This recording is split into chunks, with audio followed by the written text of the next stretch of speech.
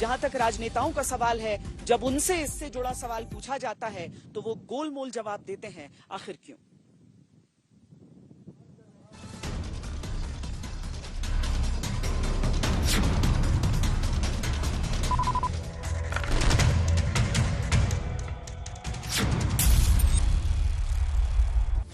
जिन्हें नहीं मरना था वो मर गए।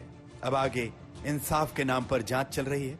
आधी रात को रेड हो रही है, सेवादार उठाए जा रहे हैं। जांच में तरह तरह के खुलासे हो रहे हैं। कैसे सेवादार वीडियो बनाने में धमकाते थे, कैसे घटना के फौरन बाद से सूरजपाल अपने सेवादारों को कमांड कर रहा था।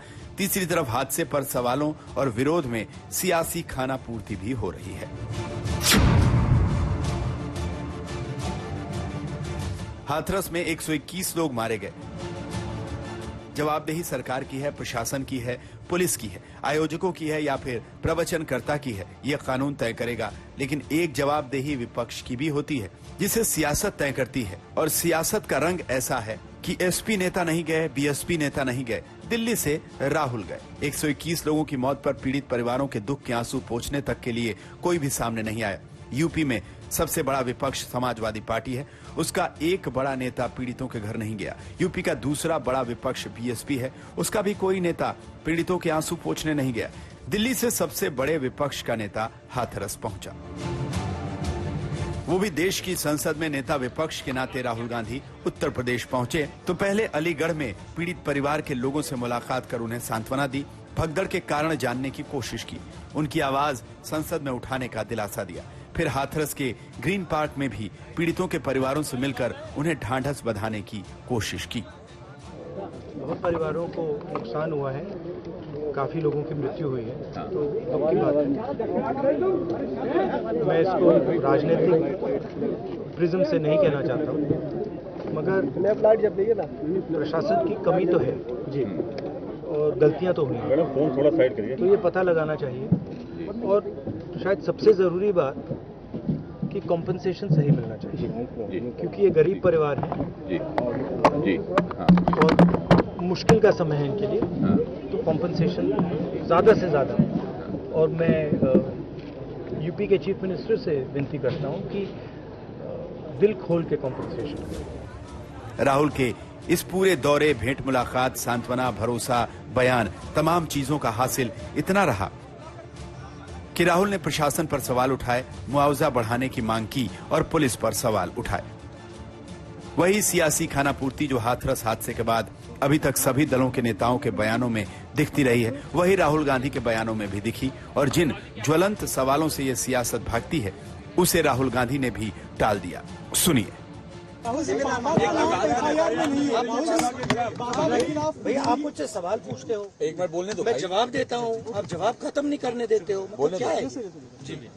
तो आपने सवाल पूछा है, तो जिसने सवाल पूछा है उसकी इज्जत कीजिए। जिस सबसे बड़े सवाल के जवाब का इंतजार पीड़ित परिवारों को है, उसका जवाब ना तो यूपी पुलिस देती है, ना यूपी सरकार देती है, और ना ही यूपी का विपक्ष देता है।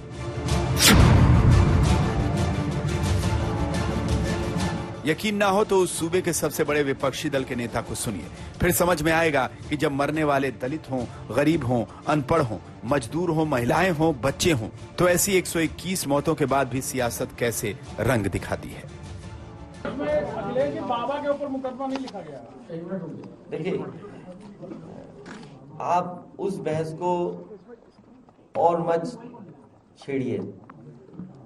दुख है इस बात का कि बड़े पैमाने पे लोगों की जान गई है, उसमें महिलाएं हैं, बच्चे हैं, और ज्यादातर वो गरीब लोग हैं जो अभाव में जीते रहे हैं। और ये कार्यक्रम कोई पहली बार नहीं हो रहा था। इस तरह के कार्यक्रम समय समय पर उत्तर प्रदेश में जगह जगह पर होते हैं। हादसा है, ये कोई डिजाइन या किसी के द्वारा साजिश का रास्ता नहीं, जैसा कुछ लोग कहने लगे।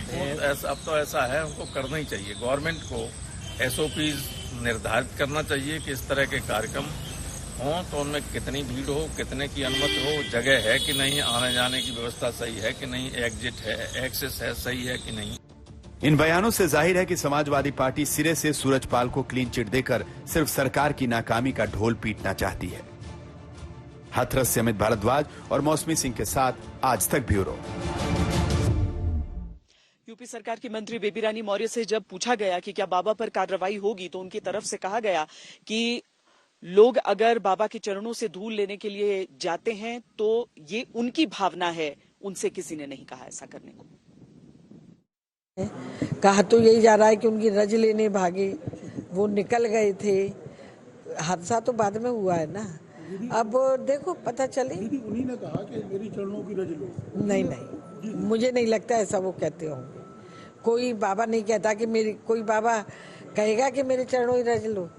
ये तो हम लोग इतने धार्मिक हैं, इतनी आस्था है हमारी कि हमें लगता है कि हम इनकी रज लें तो शायद हमारा ये कष्ट दूर हो जाए, हमारी ये समस्या समाप्त हो जाए।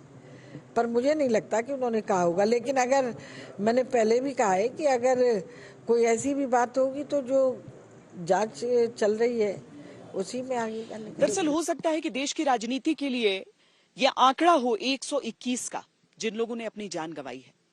लेकिन दरअसल ये 121 लोग थे, ये 121 जिंदगियां थी। इन 121 लोगों के परिवार हैं, उनके परिजन हैं, जो आज भी रो रो कर जानना चाहते हैं कि ये सब कुछ जो हुआ उनके साथ हुआ क्यों। हम आपको मंजू देवी की ये कहानी दिखाते हैं। वीडियो खुद बनाता था, अपने आप बना लेते, तो नहीं बनाते, तो वीडियो बना लेते। जाते बहुत मोहब्बत रखते मेरी बेटी से, जा करते बांधना लेकर।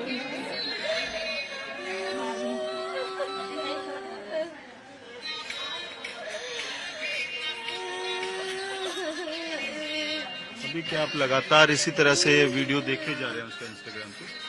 या मेरा दिल घबराते जाके देख के जाके सीनन में बड़ा बात हुई। अब तुम तो बड़ी याद आते है बेटा की। मंगल को वाले दिन भैया का कहा था रोटी वो तो मेरे बेटा की लाश मिली ना, सामने सांस होती, बड़े तड़प के मेरे निगाह तो सांस होगी मेरे बेटा में। देख रहे हो पापा कहाँ है, तो मेरी बात बहुत दूरी आते भगवत का भी है ना। छोटे राजी, आपकी अभी बेटियां भी हैं जिनका आपको ख्याल रखना है ना। आपका नाम क्या है? पलक। पलक। तो आप दोनों मिलके इस तरह से वीडियोस बनाते थे रोज? दोनों बनाते, गेहूँ काट में लगा, गेहूँ काट ले भैया, गेहूँ काट ले, तो गेहूँ में बना रही है। अपने आप ही तीनों फोन लेके बैठे रहते, मेरी वीडियो बनाई जैसा कि मैं वीडियो नहीं बनाई, इनने गेहूँ काटे।